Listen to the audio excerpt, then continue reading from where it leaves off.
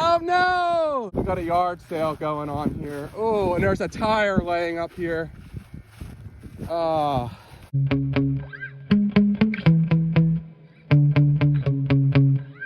It's been close to a month since I've run the Legendary Thunder. Weather conditions have been less than ideal, and I've been scared to run it on 6S with, you know, near freezing temperatures. Today, it's still not perfect. We're dealing with low 40s, but at least the sun's out, and I'm tired of waiting, and I want to run this thing. I do feel a bit rusty by now, and I'm a little nervous to run it.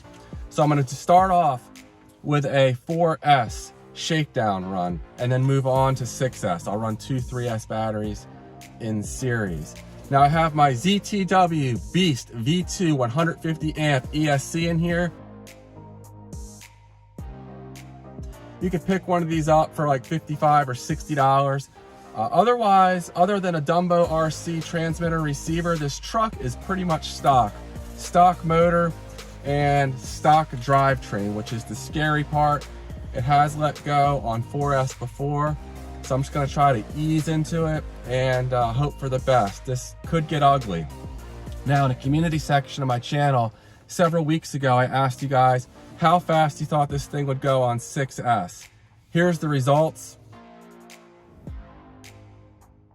I'm thinking we might get up in the high 90s if I can keep it under control, but we'll see. Hopefully it holds together.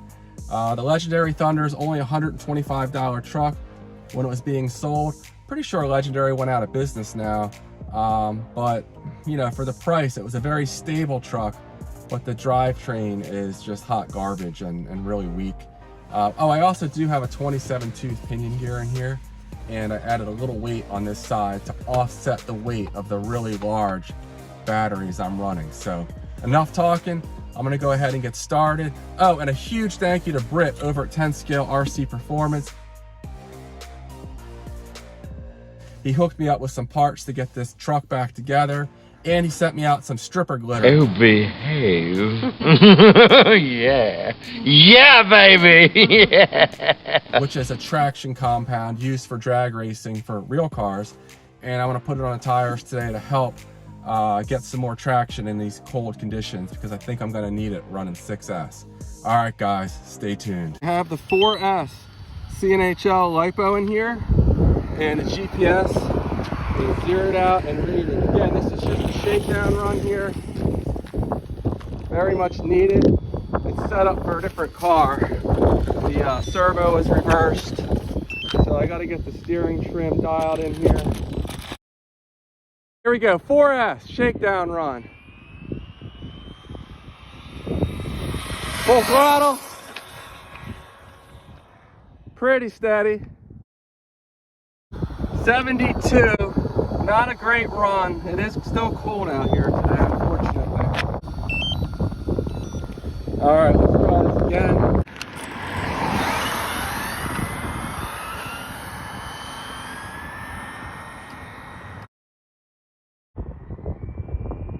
Get a nice long run here. Full throttle.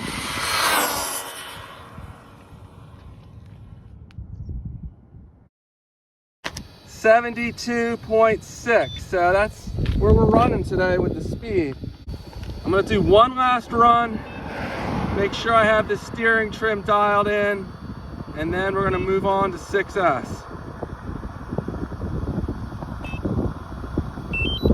Gonna do a really long run here.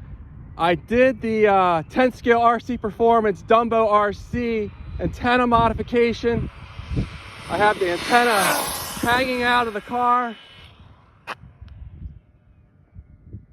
I'm sorry, hanging out of the transmitter. Hard to record, drive, and talk at the same time here. And the range seems very good, which is gonna help me out on the 6S run for sure. And I am running a second GPS in the car. I'm not sure if it registered. It's my Milan, and it does not like being covered by things. It has the body over it, so we'll check that. We're losing a little bit of speed now, 71. These speeds are way down from my best with this truck of 76. 75.1 on the Milan is the best. interesting. Okay, the last 4S run. GPS is zeroed out and reading.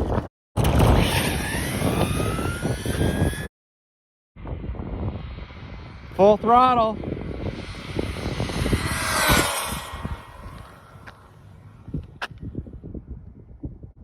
She's running great. Okay, 71.5 on the Navi Hood GPS. And on the second GPS I'm running, interesting, 73. I don't know why there's such a big discrepancy there, but it is what it is. And here's my CNHL 8,000 milliamp hour 4S battery in here. Traction has not been an issue here, but I'm going to still go ahead and apply a little bit of trickle glitter here.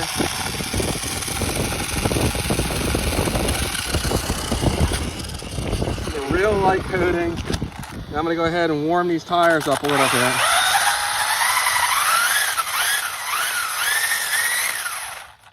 That should make them nice and sticky. And let's go ahead and get 6S in here. Okay, here's where things get interesting. I have the two Liperior 3S LiPos, 5,000 milliamp hour batteries in series here. 6S. And we're gonna go ahead and give this thing a rip. Let me get buttoned up and we'll see what it does. The Navi Hood GPS is zeroed out and reading. Wish me luck, guys. This is gonna be sketchy.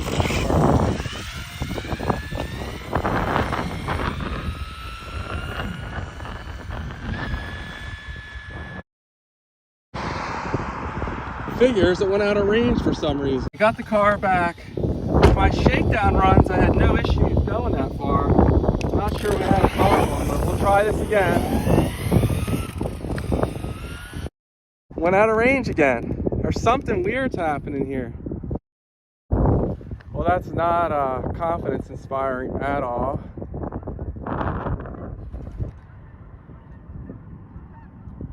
I'm just gonna try it from here and hope for the best.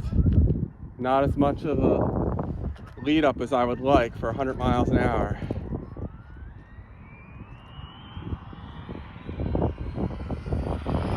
Full throttle! Oh no!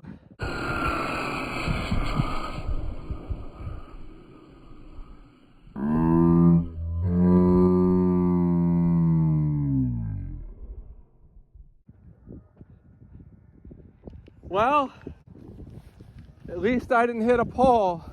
I was trying to correct the steering and was turning more than enough to correct it, but I don't know. That's unfortunate because this truck, usually when it crashes, you bend all of the drivetrain up, so that's probably game over right there. I was at full throttle for a second or two though, so that's really unfortunate. It was probably going well over 90 when it just crashed here. And hopefully I can find both GPSs. The Milan may not have had time to reach top speed, but we'll see what we find. There's a big gouge in the grass here. So the GPSs could be anywhere between here and the truck. Hopefully the LiPos stay there as well. There's just a strap holding them in. All right, here's the Navi Hood GPS, only 86. Damn. And here's the other GPS. Yeah, 78, so it was still accelerating. Oh, that's not good. Here's one battery. We've got a yard sale going on here. Oh, and there's a tire laying up here. Oh, we definitely have damage here.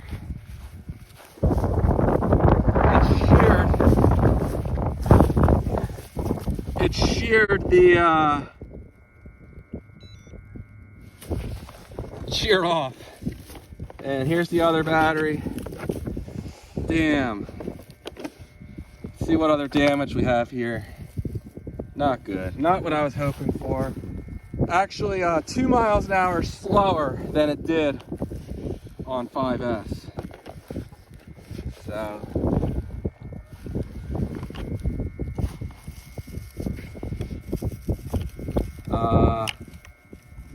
What did we break here? We probably broke all kinds of stuff.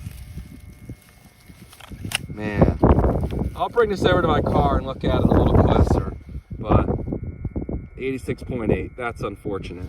Well, that's really unfortunate. I should have let off the throttle, but I was correcting, I thought, more than enough to pull it back in line without upsetting the chassis.